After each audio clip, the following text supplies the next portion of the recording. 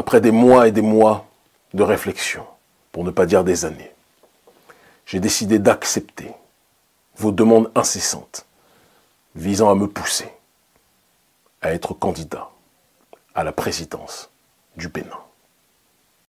Mes chers compatriotes, parce que nous nous devons d'être le plus pragmatiques, il est important que l'on se rappelle que notre pays est pris en otage et que les lois de la République du Bénin ont été des plus viciées ces dernières années, de telle sorte que les véritables opposants au président Patrice Talon soient structurellement exclus de la course via le code électoral corrompu que vous connaissez. Et c'est pour cette raison que nous avons dressé 3 options qui nous permettront d'être candidats à la présidence du Bénin. Que la paix, si possible, soit sur vous tous. Honneur, bonheur, prospérité sur chacun d'entre vous. Si je m'adresse aujourd'hui à vous, en cette période d'une extrême gravité, en cette période des plus troublées, c'est parce que notre peuple vit dans des conditions qui dépassent le cadre de l'irrationalité. Le Bénin connaît une crise sociale sans précédent. Une crise sociale qui favorise les plus riches, une minorité de la population, pendant que la quasi-totalité du peuple vit dans des conditions qui dépassent l'entendement. Une crise socio-économique où les denrées alimentaires de première nécessité ont vu leur prix exploser, au minima doubler. Riz, gari, manioc, huile, les prix explosent. L'essence, le gaz, les prix explosent.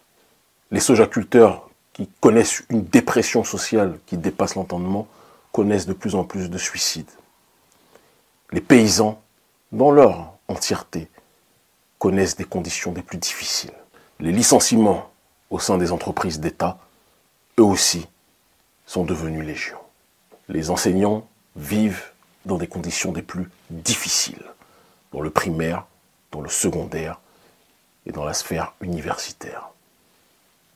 Le pays va mal.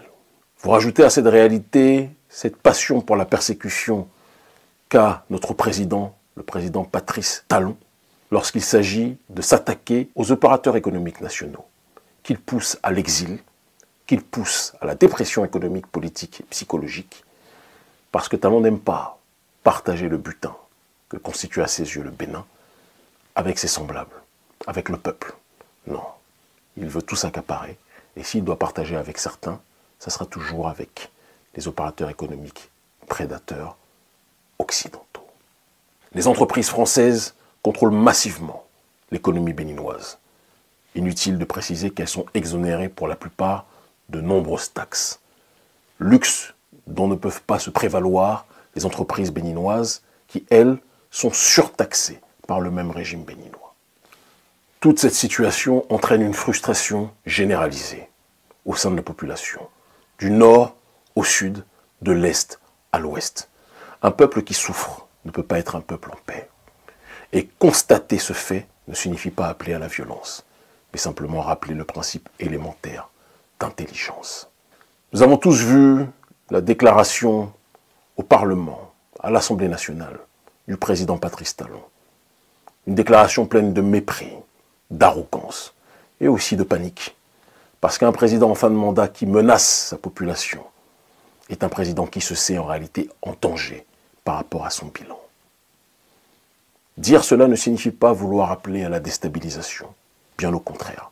Simplement constater que quelqu'un qui est sûr de son bilan, quelqu'un qui est sûr de ses actions, quelqu'un qui est sûr du bienfait de ses démarches, ne pourra jamais être dans une logique de tenter d'intimider son peuple. Mais cette méthode d'intimidation a été le b.a.-ba de la politique du président Patrice Talon depuis son accession au pouvoir. Une intimidation qui ne marche plus, une intimidation qui n'étonne plus, une intimidation qui glisse sur la peau d'un peuple qui a été si longtemps persécuté qu'il ne sent plus les coups. Face au faible pouvoir d'achat, les Béninois vivent depuis quelques semaines la flambée des prix des produits de première nécessité sur le marché. Une situation qui vient enfoncer le clou des plaintes d'une crise socio-économique sans précédent au pays de l'Amazone. Il n'y a rien qui est moins cher actuellement au Bénin. Les produits vivriers sont très chers.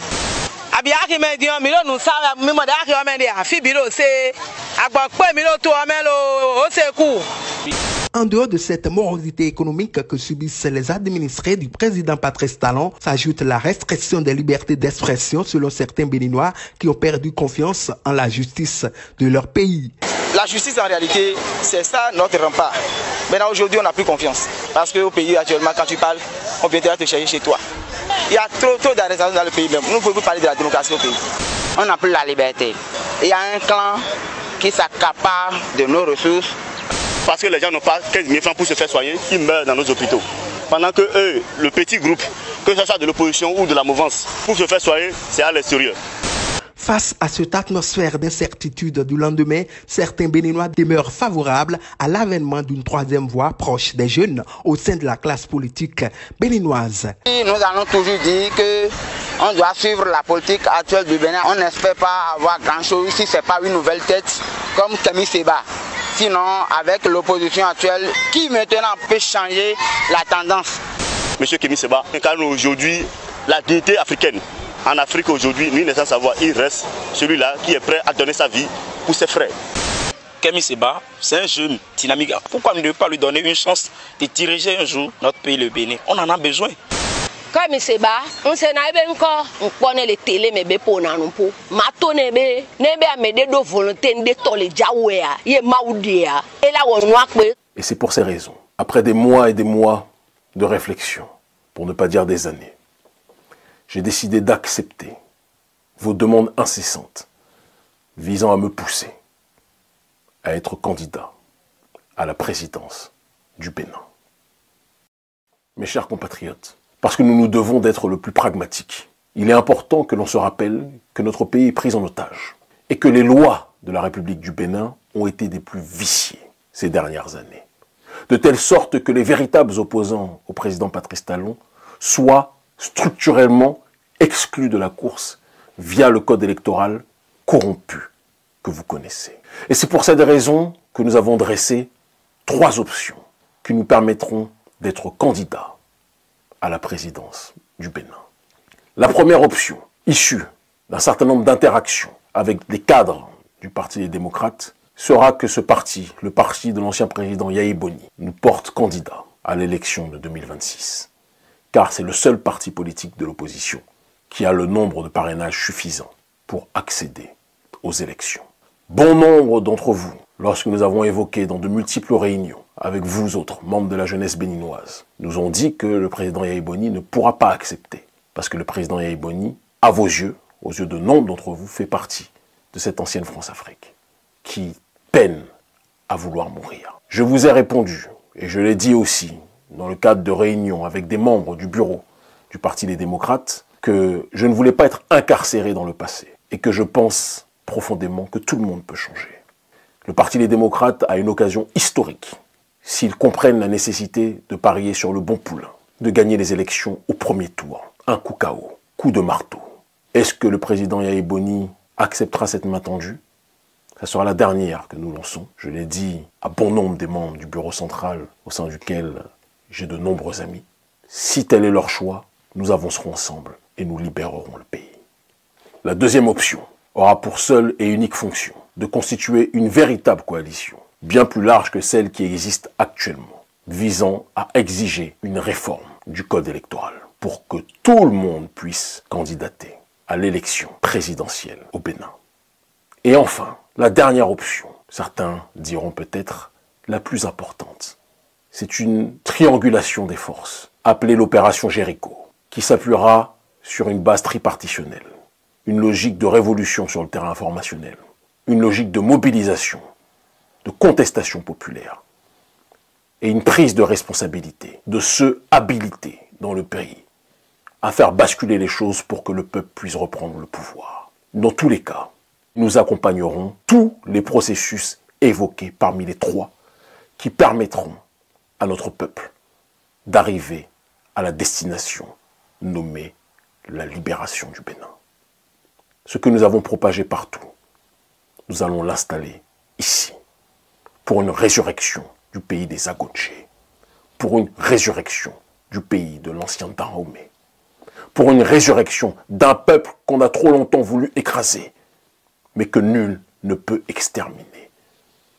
Pour que le travail, commencé par Béhanzin, puisse être finalisé.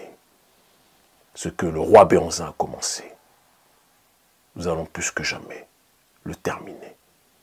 Le Bénin libre ou la mort, nous vaincrons.